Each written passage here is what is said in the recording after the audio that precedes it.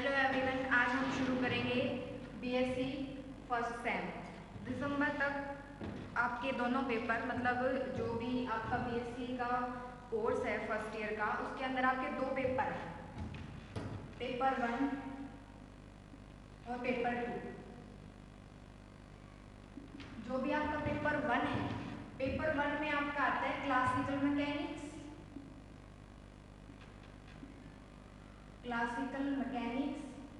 And theory of relativity. ये आपकी book का नाम है कंप्लीट। मतलब इसके अंदर आप क्लासिकल मैकेनिक्स में इसके सब टॉपिक्स हैं कुछ मतलब जो रिलेटेड हैं। दो चैप्टर आपके रिलेटेड हैं क्लासिकल मैकेनिक्स से और जो दो चैप्टर हैं वो आपके रिलेटेड हैं थ्योरी ऑफ रिलेटिविटी से। ये आपका पेपर 1 है। जो आपका पेपर 2 है वो आपका रिलेटेड है इलेक्ट्रिसिटी से, और इलेक्ट्रिसिटी से भी मतलब इसके अंदर भी सब टॉपिक्स हैं। जैसे इलेक्ट्रोस्टैट है, हम लिख देते हैं इलेक्ट्रोस्टैट है, और दूसरा मैग्नेटोस्टैट है, और जो तीसरा है आपकी ईएम थ्योरी, इलेक्ट्रोमैग्नेटिक थ्योरी। ठीक है, अब पेपर 1 और पेपर 2 को शुरू करने से पहले एक बार इंट्रोडक्शन कर लेते हैं हम कि हमको पूरे कोर्स में मतलब बीएससी फर्स्ट सेम में हमको पढ़ना क्या है।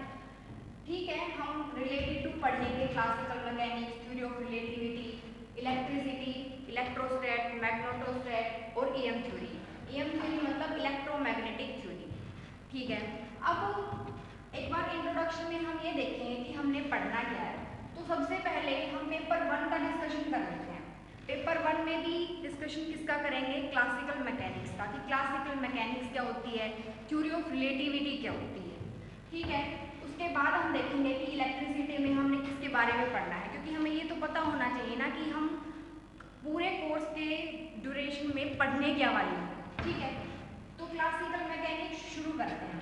और क्लासिकल मैकेनिक्स भी शुरू करने से पहले हम जस्ट एक बार ये देखेंगे कि जस्ट मैकेनिक्स का क्या मतलब होता है, और मैकेनिक्स में भी बहुत सारे सब टॉपिक्स होते हैं। तो आप पजल ना हो, क्योंकि हम अभी क्लासिकल मैकेनिक्स नहीं, सिर्फ एक बार मैकेनिक्स देख लेते हैं। आप ये मत सोचना कि ये हम क्लासिकल मैकेनिक्स हमने शुरू कर दिया। अभी हम जस्ट इंट्रोडक्शन कर रहे हैं कि हम क्या करने वाले हैं। जस्ट एक बार इंट्रोडक्शन में हम मैकेनिक्स देखते हैं। मैकेनिक्स क्या है? पार्ट है फिजिक्स का। वैसे बहुत सारी टाइप की मैकेनिक्स होती है। मैकेनिक्स क्या है? फिजिक्स का पार्ट है। मतलब it is a part of physics which deals with the study of particle,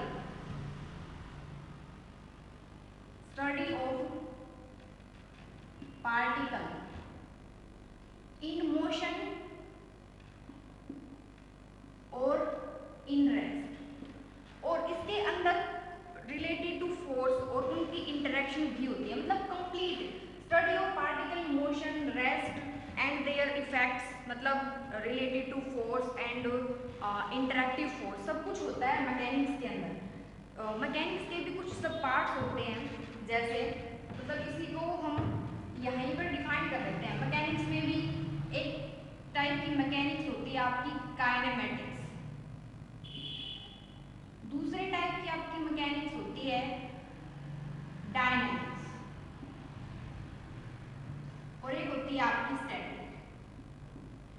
मतलब ये हम मैकेनिक्स जो है, मैकेनिक्स में भी काइनेमेटिक्स क्या होता है, डायनेमिक्स क्या होता है, स्टैटिक्स क्या होता है, ये हमें पता होना चाहिए।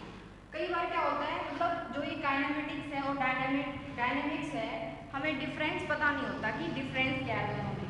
तो क्लासिकल मैकेनिक्स शुरू करने से पहले हमें पता होना चाहिए कि मैकेनिक्स क्या है, और मैकेनिक्स शुरू करने से पहले हमें डिफ्रेंशिएट करना आना चाहिए कि हम ठीक है हम स्टडी कर रहे हैं मैक्रोस्कोपिक ऑब्जेक्ट्स की, क्योंकि क्लासिकल मैकेनिक्स का मतलब क्या होता है, मैक्रोस्कोपिक ऑब्जेक्ट्स की स्टडी करना। लेकिन उससे पहले काइनेमेटिक्स और डायनेमिक्स और स्टैटिक्स हमें पता होना चाहिए। काइनेमेटिक्स में और डायनेमिक्स में क्या डिफरेंस होता है, सबसे पहले स्टैटिक देख लेते हैं। स्टैटिक का मतलब क्या होता है, जब भी पार्टिकल रेस्ट में होता है, तब जब हम उसको स्टडी करते हैं तो वो है स्टैटिक। मतलब होगा रेस्ट में, particle in rest. Complete definition लिखेंगे तो हम कैसे लिखेंगे, it is a part of physics या फिर it deals with the study of particle in rest. और इन रेस्ट का मतलब क्या होता है, आप दैट इज लगा के लिख सकते हैं। रेस्ट का मतलब क्या है कि जो नेट फोर्स है वो क्या होता है, मतलब बैलेंस होता है, इक्वल होता है। जो नेट फोर्स है वो जीरो होता है, रेस्ट में होने का ये मतलब है।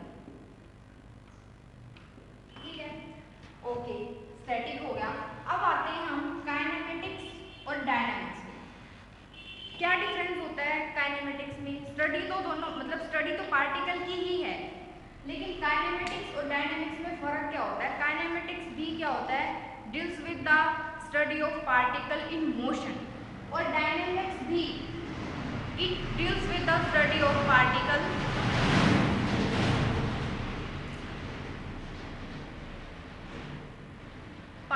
In motion. ठीक है, लेकिन डिफरेंस क्या है? वैसे आप लोग पढ़ चुके हैं +1 क्लास में, जो भी आपकी ग्रेजुएशन सॉरी जो +1 की जो सेकेंड यूनिट थी फिजिक्स की, वो रिलेटेड थी आपकी काइनेमेटिक्स से, और जो आपकी थर्ड यूनिट थी वो रिलेटेड थी डायनेमिक्स। ठीक है, अब काइनेमेटिक्स और डायनेमिक्स में क्या फर्क है? काइनेमेटिक्स का मतलब है deals with the study of particle in motion but without agency of force. मतलब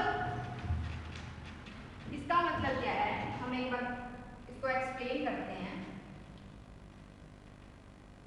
स्टैटिक का मतलब आई थिंक आपको लोगों को समझ में आ गया होगा, और काइनेमेटिक्स में क्या है, स्टडी तो मोशन की ही है, मतलब it deals with the study of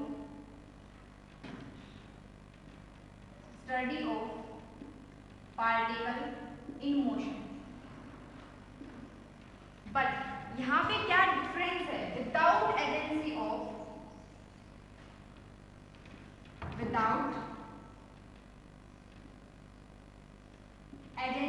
force. अब इस बात का मतलब समझते हैं कि हमने लिखा क्या। मतलब सपोज एक पार्टिकल है, पॉइंट ए मान लिया हमने, पोजीशन ए मान ली उसकी, पार्टिकल मूव किया, वो पोजीशन बी पे आया। ठीक है, जो भी काइनेमेटिक्स है हम सिर्फ इतना पढ़ते हैं कि सपोज एक पार्टिकल था ए, मतलब ए पॉइंट पे था, वो मूव किया, वो बी पॉइंट पे पहुंच गया। इस ड्यूरेशन में उसने कितना डिस्टेंस ट्रेवल किया है, कितने टाइम में किया है, और कितनी उसकी स्पीड थी। सपोज उसकी इनिशियल वेलोसिटी जो है वो v थी, फाइनल वेलोसिटी v थी, t उसका टाइम था, s उसने डिस्टेंस ट्रेवल की है, एक्सेट्रा। लेकिन इसमें हम कभी भी, मतलब कहीं पे भी हम ये स्टडी नहीं करते कि एक पार्टिकल जो a है वो a पोजीशन से b पोजीशन पे गया। ऐसे नहीं होता कि वो अपने आप ही चला जाएगा।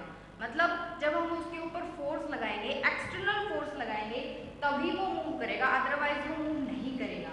लेकिन जो काइनेमेटिक्स अपनी यूनिट है +1 क्लास में, यहाँ जस्ट उसका इंट्रोडक्शन है ताकि आपको क्लासिकल मैकेनिक्स अच्छे से समझ में आ जाए।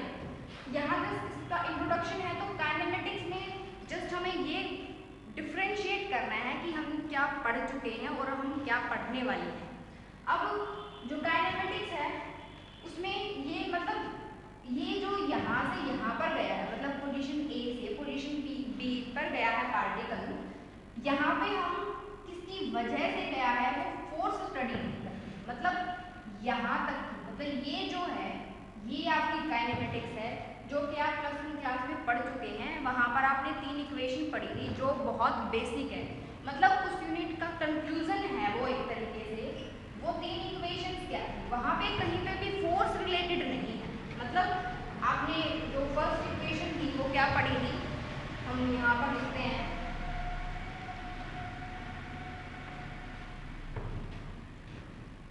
वो आपने पढ़ी थी v = u + a2, जहाँ पे v फाइनल वेलोसिटी है, u हमारी इनिशियल वेलोसिटी है, a हमारी एक्सेलरेशन है और t हमारा टाइम है।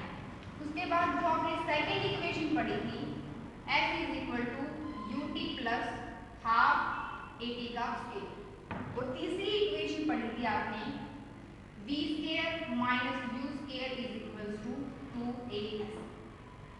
ये जो तीन इक्वेशंस हैं ये आपकी काइनेमेटिक्स जो यूनिट थी उसका रिजल्ट है एक तरीके से कि V क्या होता है, H क्या होता है,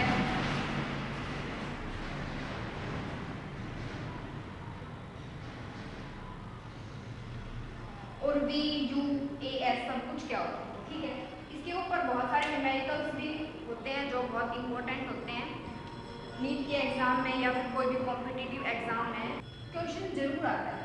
ठीक है, तो हम मतलब अभी नहीं करेंगे वैसे तो, क्योंकि ये सब कुछ आप कर चुके हैं और क्लासिकल मैकेनिक्स में हमें ये सब कुछ नहीं पढ़ना, क्योंकि ये सब कुछ आप +1 में पढ़ चुके हैं, तो हमें उससे आगे बढ़ना है आपको। ठीक है, तो हम इसको रब करके आगे चलते हैं। ये था आपका काइनेमेटिक्स। उसके बाद हमने क्या लिखा था, उसके बाद हमने लिखा था डायनेमिक्स। अब देखेंगे कि डायनेमिक्स क्या होता है। डायनेमिक्स में क्या होता है, ये क्या होता है, डील्स विद द मतलब part of physics which deals with the study of particle in motion. लेकिन इसके अंदर क्या है, वहां पे जो हमने फैक्टर को नेग्लेक्ट किया था, नेग्लेक्ट नहीं, एक तरीके से वो अलग स्टडी है। यहाँ पे जो स्टडी है वो रिलेटेड टू फोर्स है, जो कि आप +1 में 3rd यूनिट में पढ़ चुके हैं। फिर भी हम उसका कंक्लूजन यहाँ पर डिस्कस करेंगे। जो भी आपकी 3rd यूनिट थी उसके अंदर जो बेसिक था वो आपका क्या था, रिलेटेड टू फोर्स था, और जो भी न्यूटन्स के 3 लॉ हैं उनको एक्सप्लेन किया था हमने यहाँ।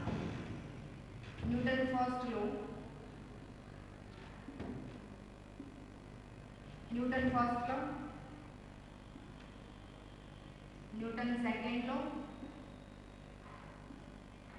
सिर्फ इनका इतना ही नाम नहीं होता कि Newton first law, Newton second law, जो भी इनकी डेफिनेशंस हैं उनके अकॉर्डिंग भी इनका नाम होता है, वो हम आगे एक्सप्लेन करेंगे। न्यूटन थर्ड लॉ, ठीक, ओके, स्टैटिक हम पढ़ चुके हैं। लेकिन एक बार न्यूटन फर्स्ट लॉ और मतलब डायनेमिक्स के ये 3 ला करने से पहले हम एक बार, ये आपका डिस्कशन था क्लासिकल मैकेनिक्स, क्लासिकल मैकेनिक्स और थ्योरी ऑफ रिलेटिविटी का। ठीक है, एक बार हम जस्ट इंट्रोडक्शन करेंगे इलेक्ट्रिसिटी का, जस्ट एक बार ये बताएंगे कि हमें पढ़ना क्या है। उसके बाद हम वापस से न्यूटन के लॉ पे आएंगे, क्योंकि न्यूटन के लॉ यहाँ पर करना भी बहुत ज़रूरी है, क्योंकि जो आपका सिलेबस शुरू होने वाला है वहाँ सबसे पहला जो आपका लॉ यूज होगा वो कौन सा होगा, न्यूटन सेकेंड। वैसे तो ये भी पता होना बहुत जरूरी है, लेकिन न्यूटन सेकेंड लॉ जो है आपका स्टार्टिंग में ही यूज होगा, तो इसको हम डिटेल से पढ़ेंगे। फिलहाल हम क्या देखते हैं, हम देखो यहाँ पे स्टार्टिंग में हमने लिखा था कि classical mechanics and theory of relativity, दोनों ही ठीक है आपकी एक बुक के अंदर दिए हुए हैं, लेकिन दोनों अलग पार्ट हैं, मतलब दोनों इंडिपेंडेंट हैं। थ्योरी ऑफ रिलेटिविटी, जिस तरीके से क्लासिकल मैकेनिक्स में क्या था, वैसे क्लासिकल मैकेनिक्स की डेफिनेशन को हम अच्छे से एक्सप्लेन करेंगे, लेकिन फ़र्क क्या है, क्लासिकल मैकेनिक्स और थ्योरी ऑफ रिलेटिविटी दोनों अलग अलग चीज़ें हैं, जो लेकिन इनका ऐसा नहीं है कि इनके बीच की फिजिक्स चेंज हो जाती है। मतलब ठीक है, जो क्लासिकल मैकेनिक्स में हमने जो भी लॉ पढ़े हैं या फिर जो भी रिजल्ट्स हमारे यूज होंगे, वो जो भी थ्योरी ऑफ रिलेटिविटी है उसमें जस्ट उसका मॉडिफिकेशन है। ठीक है, उसका मॉडिफिकेशन है। एक बार जस्ट इंट्रोडक्शन दे देते हैं। थ्योरी ऑफ रिलेटिविटी में क्या होता है कि just study of relative motion, मतलब जैसे हम यहाँ पर खड़े हैं या फिर आप जैसे ट्रेन में जा रहे होते हैं, आपके सामने जो भी बंदे बैठे हैं, एक बंदा बाहर खड़ा है, तो आप जो अंदर बैठे हैं उनके रिलेशन में, मतलब उनके रिलेटिव, एक बंदा जो बाहर खड़ा है, एक बंदा जो अंदर आपके सामने बैठा है, दोनों के रिलेटिव में आपकी मोशन क्या है, मतलब आपकी पोजीशन क्या है। ठीक है, हो सकता है कि जो भी बाहर है, हम जैसे ट्रेन चल रही है तो उसके अकॉर्डिंग तो हम किस में है, मोशन में है, लेकिन जो हमारे सामने बंदा बैठा है उसके अकॉर्डिंग हम क्या है, रेस्ट में है। ठीक है, तो वो मतलब वो जो स्टडी होती है वो रिलेटिव मोशन होता है। ठीक है, मतलब ये जो थ्योरी ऑफ रिलेटिविटी होती है आपकी, इसमें आप क्या स्टडी करते हैं, रिलेटिव मोशन को स्टडी करते हैं। ठीक है, जब भी हम थ्योरी ऑफ रिलेटिविटी शुरू करेंगे तो आपको अच्छे से समझ में आ जाएगा। ठीक है, अब क्लासिकल मैकेनिक्स और थ्योरी ऑफ रिलेटिविटी, जिस तरीके से यहाँ पर क्लासिकल मैकेनिक्स में हम क्या स्टडी करते हैं, एक बार डेफिनेशन हम बता ही देते हैं। जो भी क्लासिकल मैकेनिक्स है आपकी, वो स्टडी है मैक्रोस्कोपिक ऑब्जेक्ट की स्टडी। हम क्या वर्ड यूज कर रहे हैं यहाँ पे, मैक्रोस्कोपिक पार्टिकल की स्टडी। फॉर एग्जाम्पल, जैसे कोई कार है, वो मूव करती है, ठीक है, आप उसका क्या बता सकते हैं, उसने कितनी डिस्टेंस ट्रेवल की है, उसकी इनिशियल वेलोसिटी कितनी थी, उसकी फाइनल वेलोसिटी कितनी थी, टाइम ड्यूरेशन क्या लिया उसने एक जगह से दूसरी जगह जाने के, या फिर उसका मोमेंटम क्या था, ठीक है, सब कुछ आप बता सकते हैं, इजीली बता सकते हैं। वो आपकी क्या है, क्लासिकल मैकेनिक्स है, ठीक है। लेकिन ये अधूरी सी डेफिनेशन है, जस्ट इतना नहीं बोल सकते हम कि मैक्रोस्कोपिक पार्टिकल की स्टडी। लिख देते हैं हम, दो वर्ड्स होते हैं, एक होता है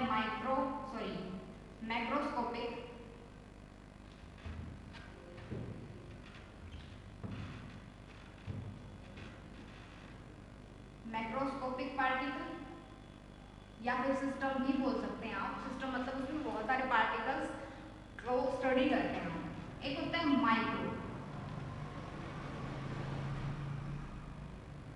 माइक्रोस्कोपिक पार्टिकल की स्टडी। अब हम बोल रहे हैं कि क्लासिकल मैकेनिक्स का मतलब होता है कि मैक्रोस्कोपिक पार्टिकल की स्टडी। माइक्रोस्कोपिक पार्टिकल्स को हम देख सकते हैं, बहुत बड़े बड़े पार्टिकल, जैसे अभी जो भी हमने लिखा है उससे तो आपको यही समझ में आ रहा है कि मैक्रोस्कोपिक पार्टिकल। लेकिन मैक्रोस्कोपिक मतलब वो इतने बड़े भी नहीं होने चाहिए कि एक होता है जैसे मतलब थ्योरी और एक्सपेरिमेंटल जो वैल्यू है वो मैच हो जाए, और इतने छोटे भी नहीं होने चाहिए कि हम इलेक्ट्रॉन की, प्रोटॉन की और न्यूट्रॉन की स्टडी कर रहे हैं। आई थिंक आपको डेफिनेशन क्लियर है, ठीक है। क्लासिकल मैकेनिक्स जो है वो क्या है, मैक्रोस्कोपिक पार्टिकल की स्टडी है, लेकिन वो पार्टिकल इतने बड़े भी नहीं होने चाहिए कि थ्योरी और एक्सपेरिमेंटल वैल्यू उनकी मैच हो जाए, और इतने छोटे भी होने चाहिए कि हम माइक्रोस्कोपिक पार्टिकल की स्टडी पे पहुंच जाएं, क्योंकि वो एक अलग टाइप की स्टडी है। जो माइक्रोस्कोपिक पार्टिकल की स्टडी है वो आपकी क्वांटम मैकेनिक्स है, जो कि आपकी फाइनल में है, ठीक है। तो फिलहाल हम मैक्रोस्कोपिक पार्टिकल तक ही सीमित हैं, ठीक है।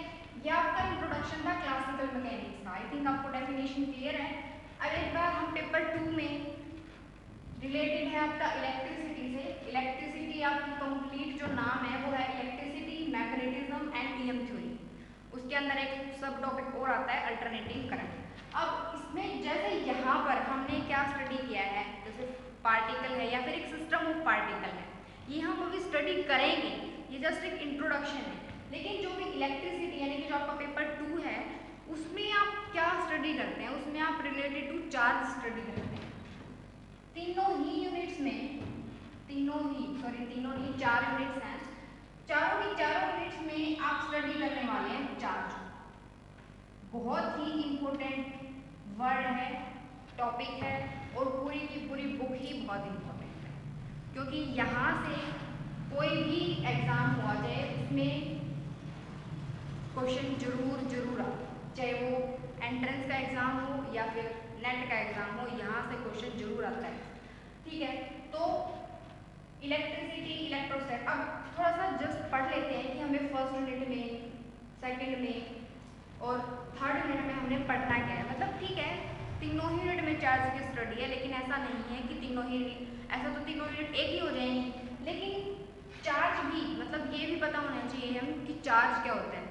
वो हम जब यूनिट आएगी तब हम बताएंगे, लेकिन जो भी आपका फर्स्ट यूनिट है उसमें क्या है, चार्ज एट रेस्ट हम स्टडी करेंगे। मतलब चार्ज एक जगह पे बिल्कुल ऐसे खड़ा है, रेस्ट में है, तब वो क्या इफेक्ट शो करता है, वो आपका किस में है, इलेक्ट्रोस्टैट में है। और वैसे +2 में आप पढ़ चुके हैं, आई थिंक ये रिलेटेड होता है आपका इलेक्ट्रिक फील्ड से। और जब चार्ज मूव करता है, तो वो current, as a current treat करते हैं हम उसको। तो चार्ज इन मोशन वो हम किस में पढ़ेंगे, आपकी सेकेंड यूनिट में।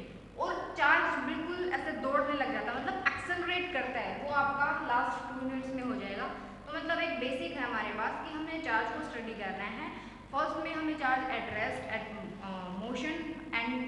लास्ट में वो एक्सेलरेटेड, मतलब उसके इफेक्ट्स को हमें स्टडी करना है कि वो क्या क्या इफेक्ट्स शो करते हैं। बहुत सारे लॉ हैं हमारे पास, वो हमें स्टडी कर रहे हैं। ये आपका इंट्रोडक्शन था पेपर 2 का, ठीक है।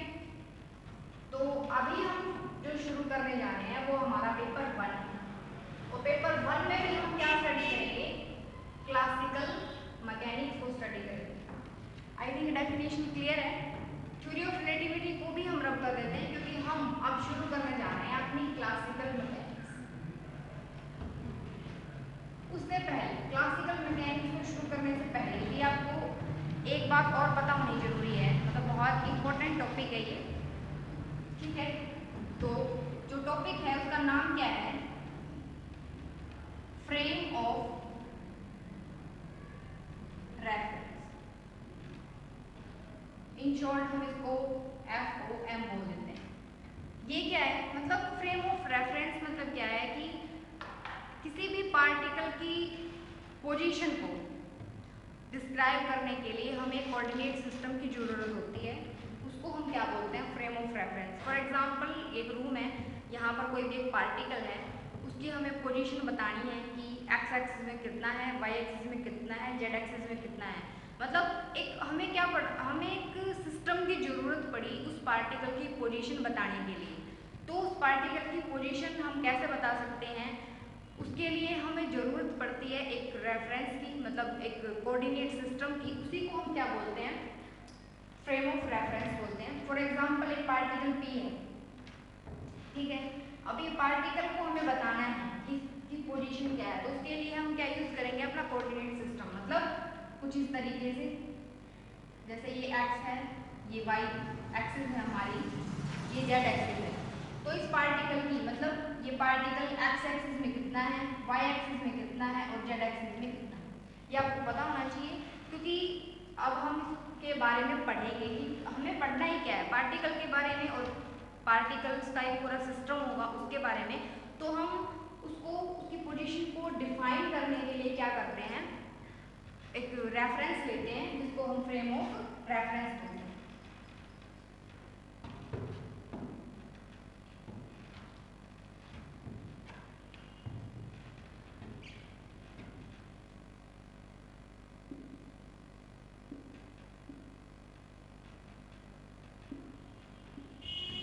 ओके, अब हम शुरू करेंगे क्लासिकल मैकेनिक्स स्टार्टिंग से बिल्कुल। और अभी वैसे हमारा जो सिलेबस है, मतलब जो टॉपिक आपका एग्जाम में आएगा वो अभी शुरू नहीं हुआ है। उससे पहले ये इंट्रोडक्शन जो है वो जरूरी था आपकी नॉलेज के लिए, ठीक है। तो क्लासिकल मैकेनिक्स में भी जो टॉपिक आपका आने वाला है उससे पहले हमें कुछ और भी पता होना चाहिए। फॉर एग्जाम्पल जो आपकी डायनामिक्स थी, डायनामिक्स में क्या था, Newton's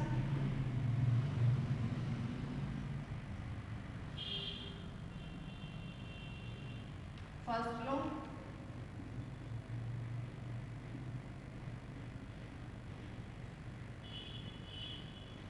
Newton second law, Newton's third. ठीक है, अभी हम पढ़ते हैं न्यूटन फर्स्ट लॉ। इसका एक नाम और होता है न्यूटन फर्स्ट लॉ का लॉ ऑफ इनर्शिया।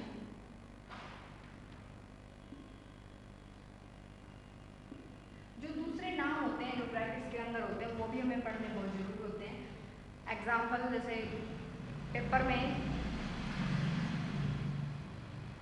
एक टॉपिक आ जाता है, लेकिन हमें वो किसी दूसरे नाम से पता होता है। कई बार होता है ऐसा, हमें वो टॉपिक आता होता है लेकिन क्या होता है उसके नाम जो है वो एग्जामिनर क्या देता है, चेंज करके दे देता है। वैसे ये तो बहुत बेसिक सी बात है, ये तो सबको पता होती है कि न्यूटन फर्स्ट लॉ को लॉ ऑफ इनर्शिया भी बोलते हैं।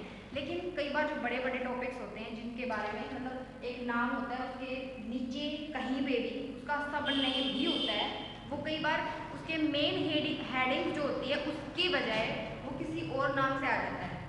तो इसलिए हमें पता होना चाहिए कि न्यूटन फर्स्ट लॉ को लॉ ऑफ इनर्शिया भी बोलते हैं। इस लॉ के अकॉर्डिंग क्या है, हम कैसे डिफाइन करेंगे न्यूटन फर्स्ट लॉ। तो न्यूटन का फर्स्ट लॉ क्या कहता है कि जैसे कोई भी बॉडी है वो एट रेस्ट है या फिर इन कांस्टेंट मोशन है, मतलब कांस्टेंट वेलोसिटी से मूव कर रहे हैं। जैसे यहाँ पर लिखते हैं हम या तो जो सिस्टम है या पार्टिकल है वो किस में है, एट रेस्ट में है, या फिर कांस्टेंट वेलोसिटी से मूव कर रहा है। तो वो ऐसे ही करता रहेगा। कब तक करता रहेगा, जब तक हम एक्सटर्नल फोर्स लगा के उसकी पोजीशन को, मतलब अगर वो रेस्ट में है तो उसको मूव करवा के हम उसकी पोजीशन को चेंज नहीं कर देते। मतलब एक पार्टिकल एट रेस्ट या फिर कांस्टेंट वेलोसिटी से ही मूव करता रहेगा या फिर रेस्ट में ही रहेगा जब तक हम उसके ऊपर एक्सटर्नल फोर्स अप्लाई नहीं करते हैं। ये आपका क्या है, न्यूटन फर्स्ट लॉ है। इसको ही लॉ ऑफ इनर्शिया हम क्यों बोलते हैं। इनर्शिया का एक हिंदी मतलब और होता है जिसको जड़त्व बोलते हैं, जड़त्व का नियम। आप लिख लेना जड़त्व का नियम, ठीक है। मतलब उसके अकॉर्डिंग क्या होता है, जैसे ही सपोज एक पार्टिकल है, मतलब सिस्टम ले लेते हैं हम, पार्टिकल तो क्या ही है, पूरा एक सिस्टम है, वो एट रेस्ट है या फिर कांस्टेंट वेलोसिटी से मूव कर रहा है। हमने क्या किया, हम उसके ऊपर एक्सटर्नल फोर्स लगाने जा रहे हैं, मतलब उसकी पोजीशन को चेंज करने के लिए। उसकी पोजीशन को चेंज करने के लिए जब हम उसके ऊपर फोर्स लगाते हैं ना, तो वो जो पूरा का पूरा सिस्टम है वो ट्राई करता है कि वो वहीं रहे, मतलब अपनी पोजीशन चेंज ना करे। मतलब एक तरीके से क्या है, वो अपोज करता है जो भी हम एक्सटर्नल फोर्स लगाते हैं। अब कब तक अपोज करेगा वो, हम तो और ज़्यादा फोर्स लगाएंगे उसके ऊपर उसकी पोजीशन को चेंज करने के लिए। तो इसीलिए इसका नाम क्या है, लॉ ऑफ इनर्शिया है। मतलब ये अपोज करता है उस फोर्स का, मतलब उसी पोजीशन में रहने की कोशिश करता है। मतलब अगर रेस्ट में है तो वो रेस्ट में रहने की कोशिश ही करेगा जब तक हम उसके ऊपर और फोर्स नहीं लगाएंगे, मतलब ज़्यादा फोर्स नहीं लगाएंगे। उसके नेट जो भी फोर्स है उसको मतलब बैलेंस कर रहा है वो, उस बैलेंस को हमें बिगाड़ना है। मतलब तो आई थिंक आपको क्लियर है कि न्यूटन फर्स्ट लॉ का मतलब क्या होता है। पार्टिकल जो है रेस्ट में है तो रेस्ट में ही रहेगा, या कांस्टेंट वेलोसिटी से मूव कर रहा है तो वो कांस्टेंट वेलोसिटी से मूव ही करेगा जब तक हम उसके ऊपर एक्सटर्नल फोर्स नहीं लगाते। ठीक है, उसके बाद है, उसके बाद आपका क्या है, न्यूटन सेकंड लॉ। ये बहुत इंपॉर्टेंट है। न्यूटन थर्ड लॉ तो हम बाद में करेंगे। ये जस्ट सबको नॉलेज के लिए बता दिया। न्यूटन का फर्स्ट लॉ आपके सिलेबस में नहीं है, लेकिन जो आपका सिलेबस जहाँ से शुरू होगा वो आपका शुरू होगा न्यूटन सेकंड लॉ से, मतलब उसका रिजल्ट वहाँ पर यूज होगा। ऐसा नहीं है कि आपसे ये पूछा जाएगा कि न्यूटन सेकंड लॉ क्या है। न्यूटन सेकंड लॉ का मतलब क्या होता है, सभी जानते हैं वैसे कि जो फोर्स है, जो भी फोर्स है वो डायरेक्टली प्रोपोर्शनल होता है मोमेंटम। ठीक है, ये जो लॉ है वो सबको पता होगा। अब इसको हम एक तरीके से और भी लिखते हैं, कैसे, जैसे ये हम ये लिख रहे हैं, यहाँ पे जो P है, एक मिनट, जो एग्जैक्ट डेफिनेशन है वो क्या बोलेंगे हम कि जो फोर्स है वो डायरेक्टली प्रोपोर्शनल है उसके मोमेंटम के। F का मतलब यहाँ पर फोर्स है, P का मतलब चेंज इन मोमेंटम है। अब P यहाँ पर जो है वो मोमेंटम है जो कि mv होता है। ये ऐसा नहीं है कि हम जस्ट कोई भी क्वांटिटी अगर हमें बनानी है तो दो, जैसे ये क्वांटिटी नहीं है हमारी, तो जो ये m है यहाँ पर क्या है, मास है, v क्या है, वेलोसिटी है। अब दो जो क्वांटिटी थी उनको हमने मल्टीप्लिकेशन कर दिया तो मोमेंटम बढ़ गया। ये इसकी डेफिनेशन नहीं है, यहाँ पर हमने जस्ट फॉर्मूला लिखा है कि जो मोमेंटम है वो क्या होता है, mv होता है। उसको यहाँ मतलब वो ये हमने यहाँ पर हम इस वैल्यू को पुट करेंगे जस्ट ये पता लगाने के लिए कि फोर्स का दूसरा फॉर्मूला क्या होता है।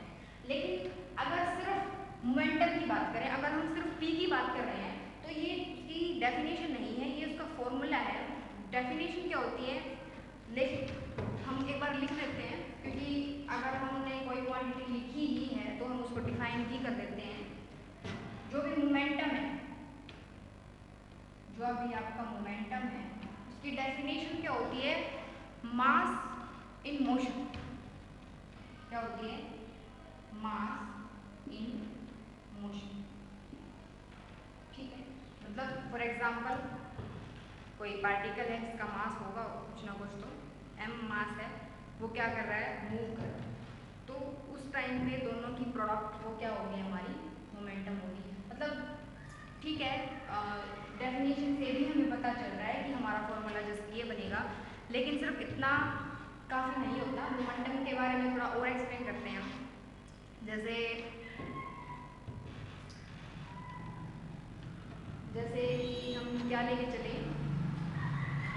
जैसे कि एक बहुत पहलवान बंदा है, एक थोड़ा सा हल्का फुल्का सा बंदा है, वो किसी के ऐसे तमाचा मारता है, ठीक है, तमाचा मारता है, एक उसने बिल्कुल हल्के से मारा, ठीक है, एक जो दूसरा बंदा था उसने थोड़ा जोर से मारा, मतलब एक तरीके से दोनों ही, अगर वो हल्के से मारेगा तो भी फोर्स कम लगेगा और दूसरा अगर जोर से मारेगा तो उसका फोर्स ज़्यादा लगेगा, लेकिन मास पे भी डिपेंड करता है।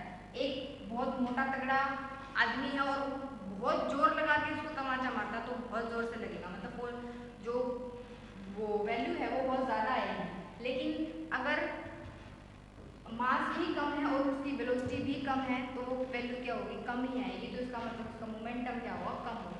तो इस तरीके से हम समझ सकते हैं, इसमें ज़्यादा कुछ नहीं है।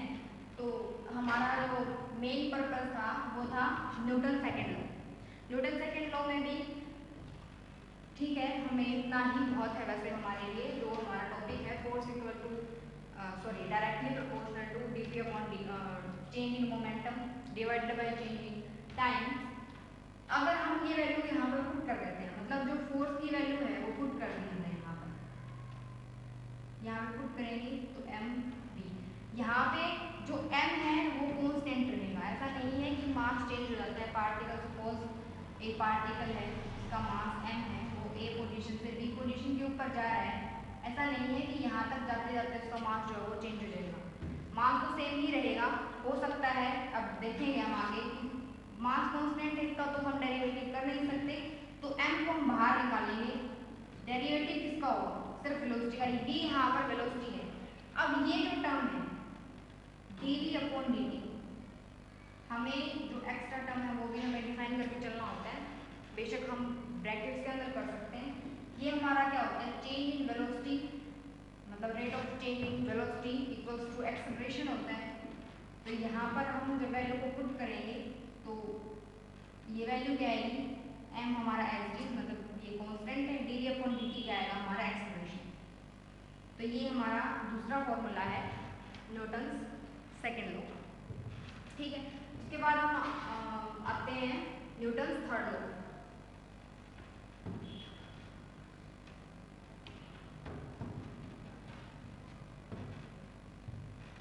न्यूटन का थर्ड लॉ क्या है, वैसे बहुत सारे एग्जांपल, ऐसे जो भी हमारे न्यूटन का सेकंड लॉ है उसके बहुत सारे एग्जांपल होते हैं, वो हम देख सकते हैं।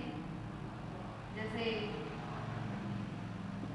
क्रिकेट खेल रहे होते हैं तो जो वो बॉल को कैच करने वाला होता है वो अपने हाथों को थोड़ा पीछे करता है, मतलब वो जो टाइम ड्यूरेशन है वो किसके लिए है, फोर्स को कम करने के लिए, ठीक है। और भी कई एग्जांपल हैं न्यूटन सेकेंड लॉ के, वो हम बुक से देख सकते हैं। यहाँ सिर्फ इतना ही, क्योंकि हम सिर्फ यूज़ करने वाले हैं, क्योंकि जो अभी हम टॉपिक शुरू करेंगे थोड़ी देर बाद, तो उसमें सिर्फ आपका ये फॉर्मूला यूज होगा, उसमें कंप्लीट एक्सप्लेनेशन नहीं है, क्योंकि एक्सप्लेनेशन आप पढ़ चुके हैं। फिर भी एक बार हमने एक्सप्लेन कर दिया। न्यूटन थर्ड लॉ में क्या होता है, for every action there will be an opposite reaction, मतलब फॉर एग्जांपल एक बॉडी है, फोर्स, इसका मतलब क्या है कि जो सेकंड बॉडी है वो फर्स्ट बॉडी के ऊपर फोर्स लगाती है, तो अपोजिट, मतलब जो यहाँ पर माइनस साइन है वो हमने किस लिए लगाया है, वो फॉर अपोजिट के लिए लगाया है, वो भी उसके ऊपर फोर्स लगाएगी लेकिन अपोजिट डायरेक्शन। तो ये आपका क्या था, न्यूटन्स थर्ड, ओके। और हाँ, जो भी आपका न्यूटन सेकंड लॉ है, जिस तरीके से हमने न्यूटन फर्स्ट लॉ को लॉ ऑफ इनर्शिया बोला है, उसी तरीके से इसका आप सेकंड नाम भी लिख लीजिए, वैसे शायद बुक में ना मिले आपको, लेकिन फिर भी बहुत सारी बुक्स होती हैं, किसी न किसी में तो मिल ही जाएगा। इसका मतलब होता है लॉ ऑफ फोर्स। ऐसे जैसे क्विज वगैरह होती है ना, तो उसमें ऐसे छोटे छोटे क्वेश्चन ही पूछे जाते हैं, मतलब तरीके से ये इनका रिजल्ट लिख रहे हैं हम, इसके दूसरे जो नाम है, एक तरीके का रिजल्ट लिखा है। और जो आपका न्यूटन थर्ड लॉ है उसको बोला जाता है law of action and reaction. वैसे भी एक बात अगर हम ध्यान दें तो इसके सब नेम से, मतलब जो उसका अदर नेम है उसके नाम से ही हमें डेफिनेशन क्लियर हो रही है कि क्या है डेफिनेशन। हमें डेफिनेशन पढ़ने की भी जरूरत नहीं है, जस्ट हमें अंडरस्टैंडिंग होनी चाहिए कि न्यूटन के सेकंड लॉ क्या है। उसके बाद हम जब भी शुरू करेंगे या फिर अभी शुरू करेंगे जब, तो हम क्या शुरू करेंगे, जो भी आपका पेपर में आएगा, मतलब टॉपिक से, जो आपके टॉपिक्स हैं उससे शुरू करेंगे। जैसे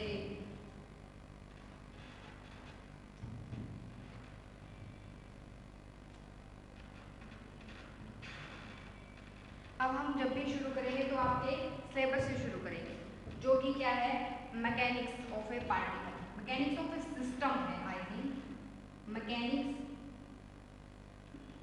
of a system not particle. Okay, thank you.